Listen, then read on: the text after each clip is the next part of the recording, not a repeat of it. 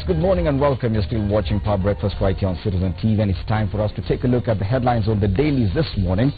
And today we're privileged to have two daisies. It's a flowery morning, eh? You know how we do every Wednesday. It's a hashtag WCW News Review Panel, all-female news review panel this morning.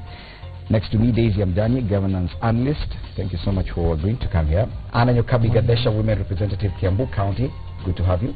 And for the very first time on this news review panel, we have Daisy Nyongesa, nominated senator. Karibu sana. Quick look at the headlines. Joho in another run-in with the police. This time is being investigated for the violence in Migori. Of course, it's still an investigation over taxes, academic certificates, business dealings, and so forth. On the Daily Nation, Kalonzo, I'm not your traitor. Wiper leader confronts watermelon tag that has haunted his political life. The other headline is from Migori. Migori is out of bounds for you, Obado tells senators. Political temperatures are rising in Nyanza as parties head to the primaries. Now Governor Okoth Obado has asked Senator Anyang' Nyong'o and James Orengo to keep off Migori. Does he even have the right to do that? But at least some positive news on the front page of the Daily Nation. Finally, cheaper ugali for families. It is also the story on the back page of the Daily Nation. Cheaper unga as 1 million bags of maize released. Now this in connection to the headline on the Business Daily yesterday. And as at yesterday, the price of a 2 kilogram packet of maize meal had hit an all-time high of 153 shillings. And that's the cheapest brand. The most expensive brand was going for 187 shillings. Now, the government has released 1 million bags of maize from the Strategic Grain Reserve. And now the CS says the price will come down to about 115 shillings in about a week's time. Daisy, are you feeling the difference? Yes, it is a huge difference. 153 to 115, surely. Something good. I'm not so sure how sustainable it is, because in the same breath, the cost of power is going up. Oh yes. So with the cost of power, that automatically will raise the cost of production, and that cost will definitely be passed on to the consumer. I think that we need to begin to look at some of these reductions in food prices, particularly at a time when it is an election season, you know, so it looks more like politicking, because we are all aware that once the minister, the cabinet secretary, announced the tax waiver on imports to shore up the strategic grain reserves, that there was already grain at the border, in the high seas, you know. So there are people who are privy to it, and I think that when we look at it, we know that most of those who are benefiting from the tax breaks are the politicians themselves. But be that as it may, it's important that Kenyans be able to feed themselves. And I think the bigger question is the poverty index of the country. So guys, so we reduce the price of flour. I remember that one of the promises that the deputy president made during his campaigns was that unga would be 80 bob, you know, that we would have unga at 80 bob. He actually said below 80 shillings. Below 80 shillings. So I think that on that score they have not been able to deliver. But I think that there are many other factors that we really need to look at. We need to look at productivity. Remember that this country sunk 7 billion shillings into the Galana scheme for irrigation, with a promise that it would yield hundreds of thousands of bags annually, so that we wouldn't have to deal with the famine, and it would also bring the cost of maize meal and other food items down. Yes. So these are questions that we need to start asking, because these are piecemeal measures, you know. They're piecemeal measures that are not sustainable, because as soon as the cost of power goes up, the cost of production will go up. That cost will be passed on to the consumer. Yes. A lot of our capital inputs we import. So when we look at the Kenya shilling vis-a-vis the dollar, you know, how sustainable are these measures? And how it is it that we are doesn't get able more to real for the common mwananchi than when it comes to the price of unga, when you cannot feed your family. That was the main promise. You can talk about big words, huge things, SGR, fiscal budgets, electricity, even that now the cost of power is even going up, so even if you have electricity in your house, probably can't even afford to pay for it. And then unga, 120 days to the elections. The price of unga is at an all-time high. Surely Jubilee should be worried about this. Well, when we take a look at some of the extraneous factors that go in, this year we've had unprecedented drought. You know, you can't be in control of whether it rains or not, but we know that with the importation of the maize, that the prices are going to go down for sure. You know, and I really take exception to your saying that politicians are responsible. You know, business people are the ones who are responsible for importing the maize. We know who the biggest grain traders are in this country. So when we talk about, I think that was an unfair statement, Daisy. But just the same way, when oil prices are about to come down, we know that you go to the petrol station and they raise it just before they go down, because when the government puts in a regulation that it's going to go down, everybody wants to take advantage and capture the high prices just before they are forced to bring them down. And if we listen to Minister Rotich, Cabinet Secretary, when he was talking on the issue of the prices of maize, he said that he is going to make sure that the prices go down. So all those who are raising the prices of maize and flour at the supermarkets to capture that maximum profit just before they start receiving the new bags of maize into their stores, he said that he would go right down to the ports and ensure that if they don't reduce the cost of importation and of the maize, that he's going to make sure that he may even cancel their licenses if they don't do what? Yes. If they don't ensure that that price savings is passed on to the Mwananchi. When we take a look at the issue, we can talk about all the major projects or whatever it is, but when it looks to, we're going towards election right now. So, of course, any little piece of excitement will be there. And it should affect them because they were elected on that promise. And let's come to you, Daisy. What does it say about some of these statements that politicians make towards elections? When the Deputy President gave an assurance that the price of unga will go down to less than 80 shillings. Of course, for a politician of his caliber, he must understand there are different extraneous circumstances that come into play. Drought could come into play. He must know that as a politician. And the bottom, yes, business dynamics that millers and these things come into play. So when he made that promise, was he being naive? You know, as Kenyans, they really depend on what we leaders say. And anytime you make a promise to a citizen or a voter, as well as when you make a promise to your child, you must deliver. In fact, before we talk about unga, we need to talk about how the production process has been. Maize is a staple food in our country, and majority of us depend on it. What is the Ministry of Agriculture doing to make sure that the farmers who this maize production, who do the maize planting, are well taken care of? We talk about cheap fertilizers without even consulting the farmers. And this cheap fertilizer is again taken to some specific areas, not across the country. And just as Daisy has said, my namesake, is that the government invested a lot of money in the Galana irrigation scheme. But it has not benefited Kenyans. There's nothing that we have reaped from it. And they have not told us that the money that they spend in that project has been able to yield this. And just the other day, immediately the minister announced the budget and the reduction of maize on the imports. Already the maize was in the country. So you wonder, who is this person bringing this cheap maize in this country? And that's why we ask, is somebody or politicians behind it, we the politicians, or was somebody privy to this information? And therefore, it's not really helping us.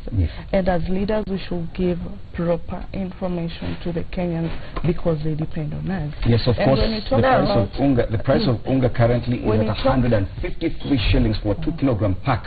Of course, the CS says in a week's time it will go back to 150 go down to 115 shillings. When we talk about drought, we had money budgeted for El Nino. Where is that money? We need to ask ourselves that that money can be pumped into this project so that it can help Kenya. And it should also be noted that 115 shillings is still 35 shillings more than 80 bob. Than the 80 that was promised. No, but that's not even the point. The point here is this. I imagine that even as the Deputy President was making those promises, that there are certain things that were happening. We talk about drought, we talk about famine. These are natural factors. But we have the Meteorological Department, we have the Ministry for Agriculture, we have the Ministry for Planning. All these ministries and departments and agencies are supposed to work in concert. One of the things that the Jubilee administration actually promised was that we would not be dependent on rain alone, that we would not be a rain-dependent agricultural country, that we were going to invest in irrigation so that we would be able to mitigate the effects of drought. That way, you see, if the Galana scheme was actually successful, then we would probably be talking about the price of unga being 80 bob, because the whole idea behind the irrigation scheme was so that we don't depend on... So we can blame this directly on a failure of one of the... Listen, this is not the first time that Kenya faces drought. Drought and famine is a perennial cycle in this country. And it's budgeted. Yes, and it is something that is always planned and budgeted for. So for me, the fact that we have people starving, we have people facing starvation, that we have these gaps, you know, in policy decision making, that for me just speaks of bad planning, poor planning, and some measure of profiteering from certain quarters. Because remember that in all this there's always somebody who is profiting. Now, even as you look at the tabulation on screen, this is from yesterday's Business Daily. That's the tabulation of the different brands of maize flour. The cheapest there in January was 120 shillings. By yesterday it was 153. The most expensive in January was 147. By yesterday it was 182. Yes. Now, surely, as Daisy said, when a government fails to feed its people affordably, when people are going hungry simply because of the cost of food, is there any bigger failure than that? Fred, I think really, first of all, your assertions are just completely wrong. When you talk about how has the government started to address the issues of perennial famine, shortage, etc., you take a look and you see that how many dams and water pans have been constructed within all of those particular areas. When you take a look at even the Gulana Kulalu project, right now, if you were to take a look at the whole place is now under harvesting to ensure that that will be ready to capitalize on the amount of rain that is coming in. The investment that has been put into the agricultural sector and the structures that have been put in to mitigate these kind of issues. You know, we can take a look and start saying, oh, you know, your knee-jerk reactions here that, oh, this has gone all up too high, these promises have not been made. That's not true. The investments have been put in.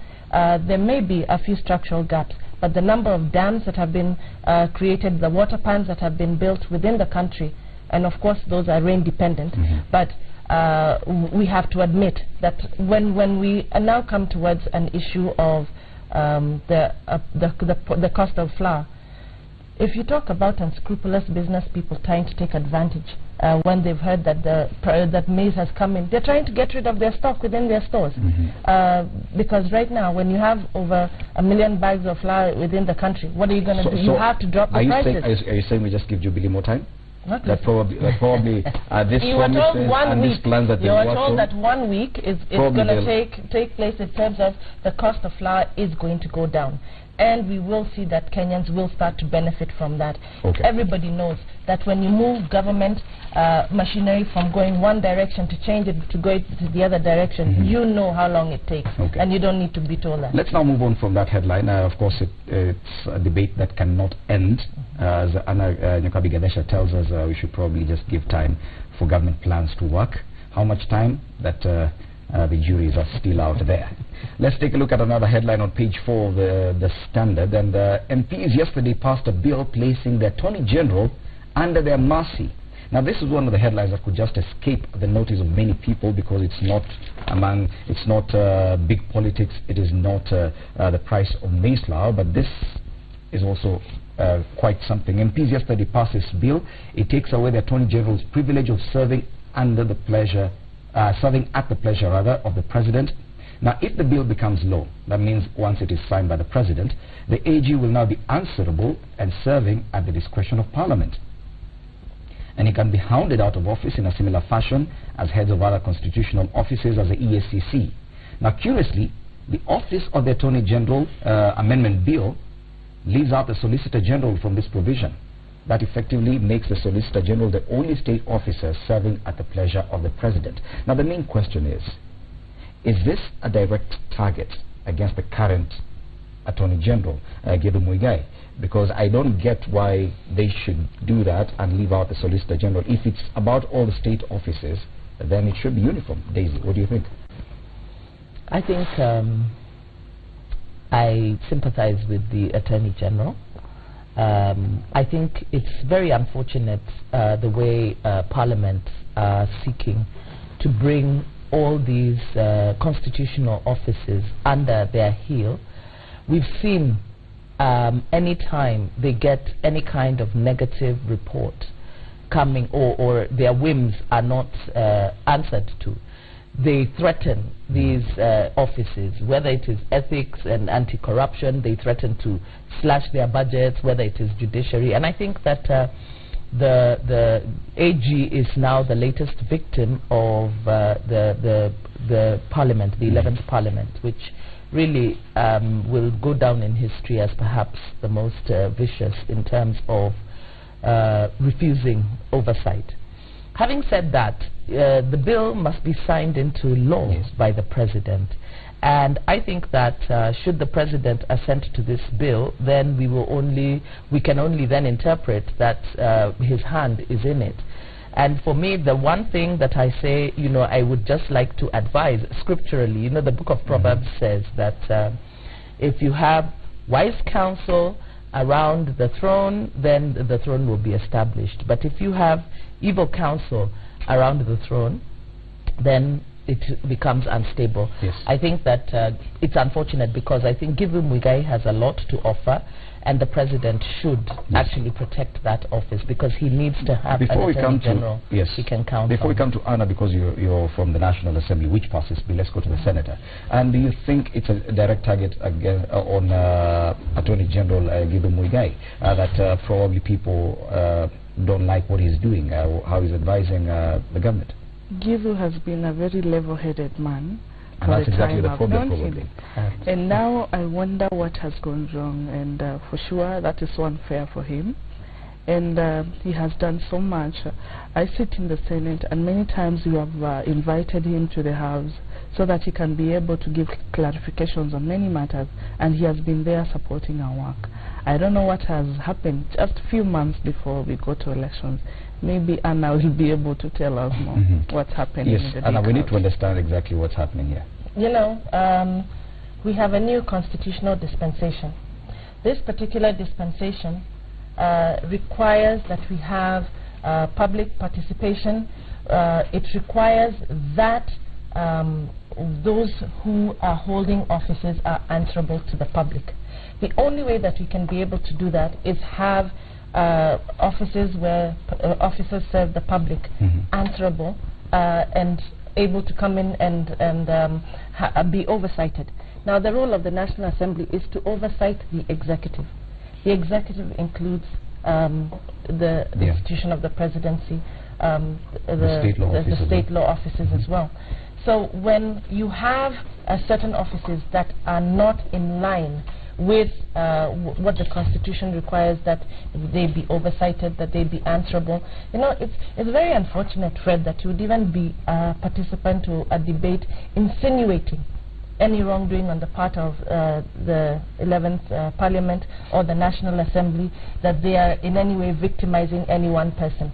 Because when it comes to the issue of all, it's true, or every single one of those officers. Why was the Solicitor General left out of this? Because that's what we're saying. It's like victimizing one part of it, because as a state law office, if Parliament was seeking to actually run, or rather oversight the entire system, then they should be grouped as one. Why leave out their Solicitor General and do this to the Attorney General?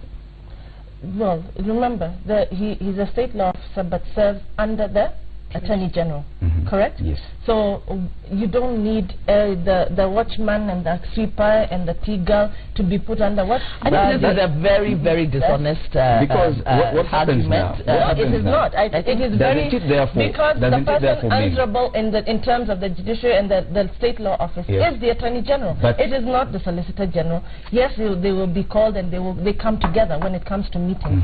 And what you're imputing is really improper and very wrong, because these are elected members from the public, which means that even yourself, you're represented right here. And when you start imputing a wrong motive right here, I think it's just completely unacceptable. And when we decide that, when the Constitution itself says that all must be under the public scrutiny and there must be oversight, if you have somebody that you can, including the executive. Senator, because you're also in Parliament, Parliament. My understanding is once the Attorney General is oversighted directly by Parliament and can be hounded out of office by Parliament, yet the Solicitor General who is under him can only be serving at the pleasure of the President. Then who becomes bigger than the other? That means they are making Solicitor General powerful or his position more senior. That's a parliamentarian saying it, not me. Is to and I think that I think it's also important that Weshimiwa Anna. Yes, here. I am here. You know, she sits in the 11th Parliament. So of course she would need to defend the 11th Parliament. But Kenyans have witnessed the 11th Parliament harass and harangue members of constitutional bodies when those constitutional bodies do not do their bidding. So being at the mercy of this group, because yes, indeed, look at what is happening to the Auditor General. Look at what has happened to the Ethics and Anti-Corruption. Let me remind you. Let me remind you of the Ethics and Anti-Corruption going into Parliament to actually audit Parliament and coming out with findings that there was severe corruption. The next thing was that Parliament threatened the Speaker with removal for allowing Ethics and Anti-Corruption to conduct that study, and they said that they were also going to fire all the commissioners and deny the budget to the Ethics and Anti-Corruption Commission. The Speaker then withdrew the report. So, you know, I think that it's important that we should not have selective amnesia on how Parliament has itself refused to be oversighted, because remember that these constitutional offices also offer checks and balances. So the Parliament is not sovereign.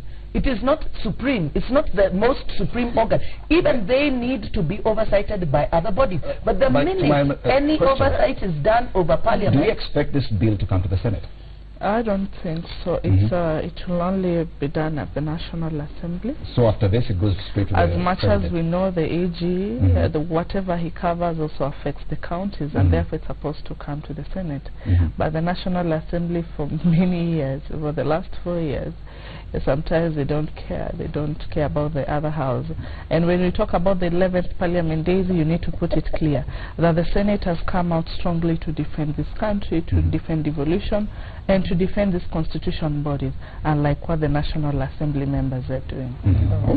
I think it's really very unfortunate. It is very unfortunate. When you talk about the National Assembly having not what do you call it? Well, you said that we harass and harangue constitutional bodies. Constitutional bodies. Now, when it comes Sarah Serem, when she issued when she gave an advisory on salaries, they called her incompetent and said that she should be fired. When the Ethics and Anti-Corruption found corruption in the National Assembly, they said it is very useless, and the Speaker was asked, how dare you bring these people in? The Auditor General is currently under the scrutiny of Parliament. Yes, it is the same body. That is the issue that I wanted to address. When we talk about the Office of the Auditor General, the reports and the reason he was being sanctioned is one thing.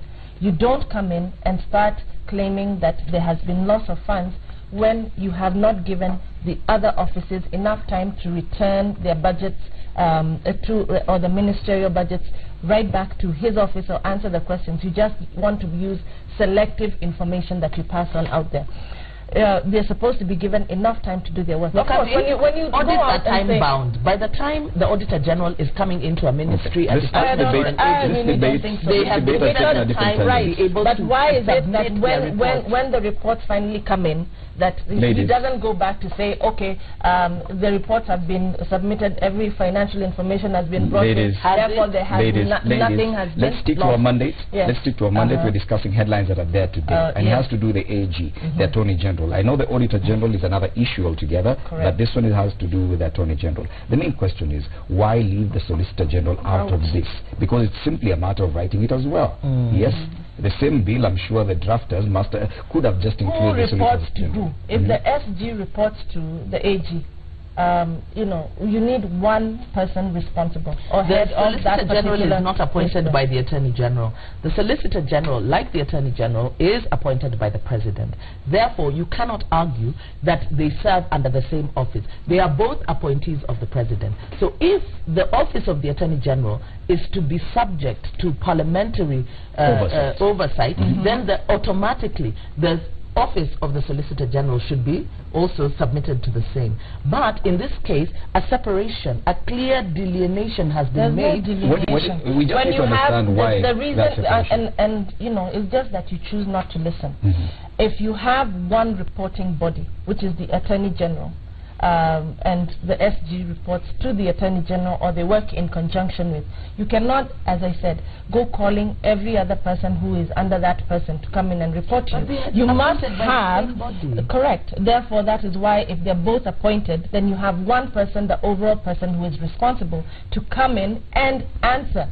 Because even when we have any meeting, the CS comes with his CSs to the meeting. We don't put the PSs under constitutional man to come and report. Just like PSs, the cabinet secretary does. Appointed by the President. The office of the Attorney General is similar to the office of a cabinet secretary. Therefore, that is why that particular, and that can only be the logical reason why that has been allowed to take place. Okay. Well, National Assembly has passed this bill, so it we wait and see whether or not the President will assent it to law. Once he does, if he does, of course, the Attorney General will be directly under Parliament in terms of oversight, but the Solicitor General will still remain serving under the pleasure of the President. I don't understand why you want people going all over the place, working on their own and not being accountable to anybody. It's just not acceptable. Let's now take a look at politics and what's happening in Jubilee, at least today, because for the last 2-3 days we've been missing headlines to do with Jubilee. At least today we do have one on the front page of the Standard. Tycoons lose big in Jubilee cards gamble. A story is also on page 7. Jubilee planned for digital nominations through the use of the smart cards, which the rich and mighty bought for 150 million shillings, hoping that that would give them easy win, but the cards may now be discarded. Now, how is this? How could such a big plan fail? We're waiting for the party primaries. Of course, the two things that Jubilee Party following the merger had said with regard to the party primaries that were going to make the exercise appear more objective, free and fair was one, IEBC would conduct the party primaries. That has since changed. IEBC says it will only offer advice. So Jubilee has been forced to hire its own clerks to run its own party primaries. Second thing, that any person taking part in the party primary had to be a member, a card holder. Now we're seeing this being discarded. Are you still hoping for, or rather do you still have confidence in this party primaries that happen on the 21st of April without those two things? Oh, absolutely. You know, we must take a look at, first of all, how many people are able to access those cards, how many people are able to purchase them. And I think as a party-bearing or a card-carrying party member, when it comes to the issue of for there being free, fair nominations or elections, when IEBC said they cannot run our particular nominations, understandably, because in terms of the timing, we had to put in a new IEBC commission. They have to get on the job and get ready for the general election. So, of course, then they're being able and ready, prepared to do party nominations does not count at this particular time. When we now take a look at the issue of the cards, the party is mandated to be accessible throughout the whole country. We thank all of those who bought the party cards, because they've been able to provide much needed revenue for there to be conducted free, fair party nominations throughout the whole country. So it's just a revenue collection? No, it's not revenue collection, but it is, that we can say that has been an advantage.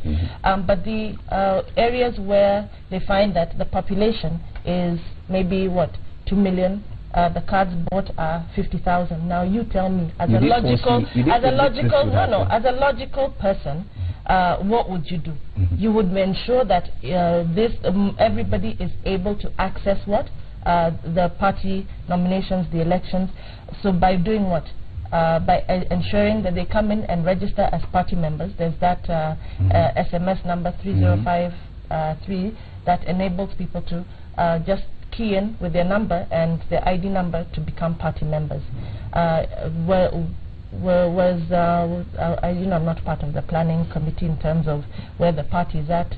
Did they buy 40-something million cards for the whole country?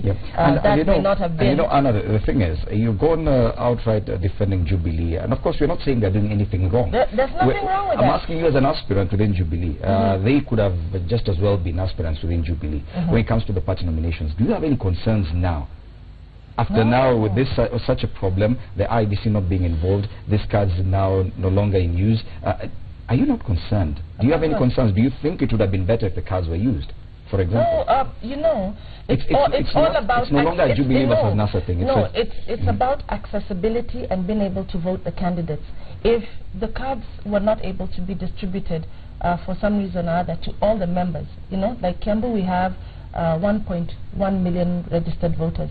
If we're only able to sell maybe 200,000 cards, what happens now to the rest of those people? But not everyone takes part in party primaries. Or not everybody. You can't assume that all 1.3 million are supporters. Well, you can say 1 million, and so what happens to now the 700 other people, 700,000? So I think, logistically, realistically, as intelligent people who sit down and are able to analyze issues at this table, I believe we are, you can say that, what about accessibility? This is true democracy, about being able to elect or nominate the person that will represent your issues and clearly be able to represent you as an individual at the party nomination. The party should have seen this coming. Yeah, I imagine that before you launch such an elaborate system, because I think it was a huge expense even on the part of the party, to invest in this system, because these were digital cards, digitally activated cards. So I think that perhaps maybe they didn't test it, properly. They didn't test their system properly. And so, of course, I think everybody, the party's gone at a loss, the people who were hoping to benefit from this. But I also think that it's good that they've changed tack, because we work with aspirants across the board, particularly women, and many of them were not able to access these cards. There was bulk buying. There are people who went and they ring-fenced these cards so that their opponents don't get them. And of course, because one of the challenges that many female aspirants face is the economic challenges. So you find that the men were actually going. You can see that you're not seeing names of men having gone and bought these cards in bulk. So you find that it's the men who there was a kind of gerrymandering going on. So I think even in terms of fairness and so the system was accessibility, abused. The system was abused by potential aspirants in terms of, buying up cards so that other people do not access them. But I also think that maybe the party did not anticipate the level at which people were willing to invest. Politicians. Yes, that there were aspirants who were willing to invest to lock out their opponents in terms of bulk buying. So it was cards. Down to the financial muscle. Exactly, yes. Down to financial muscle. Okay. So I think it's good that they've changed tact on this, because then it makes the party membership accessible to a wider group level of now. people. But then I also think that these kind of challenges coming so close to the nominations also poses many questions, because if we recall in 2013, these are some of the problems that we had. IBC, the Register of Political Parties is very clear, the law is very clear. For one to participate in membership, in the nomination exercise of a political party, you have to be a bona fide member.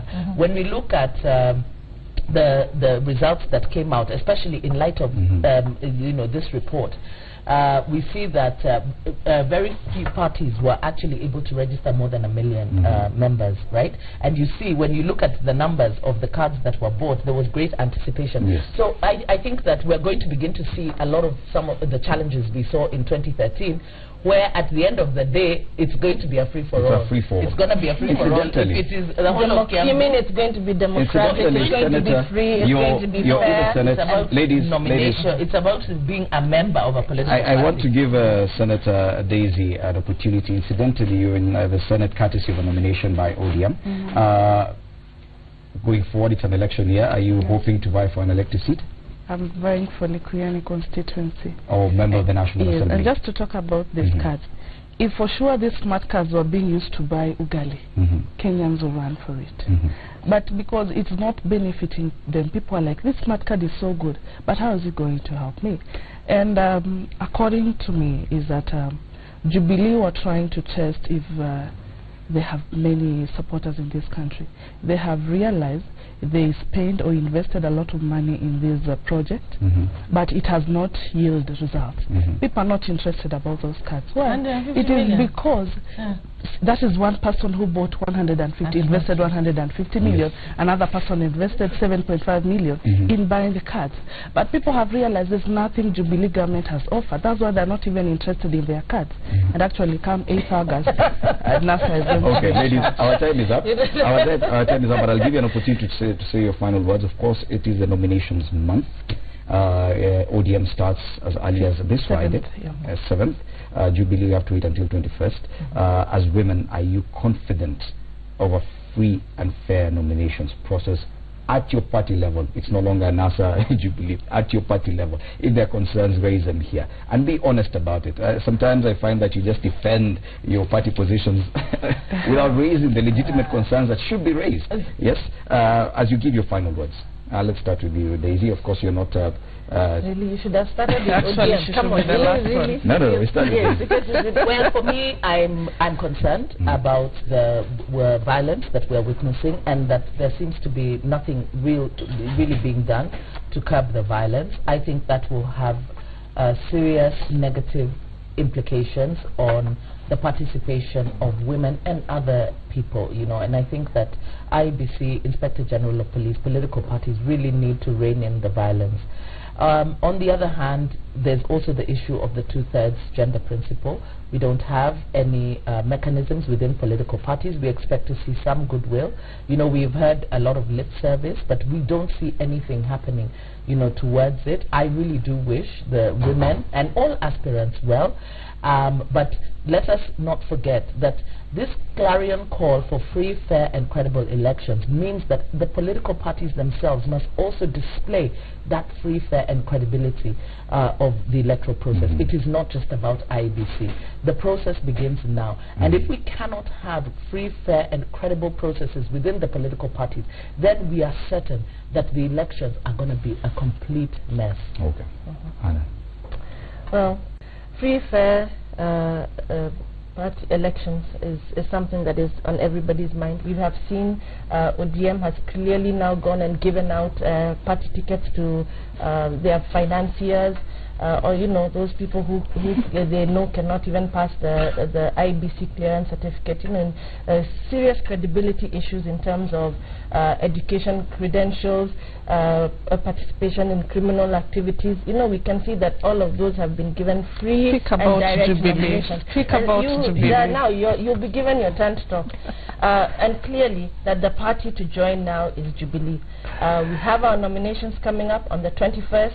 We've dispensed to the issue of accessibility, so those have been, if we're going to do our nominations with our ID cards, and as long as we have our party members registered, we know that we will have free, fair and credible nominations only in the Jubilee Party, that the country can clearly see. No concerns at all, 100%. This is the area that, you know, in terms of the development that has been started in this country, yes, we can see that those who will be able to deliver, and those who have party candidates, they know who their leader is, where we're going with our party and where we're going with our elections.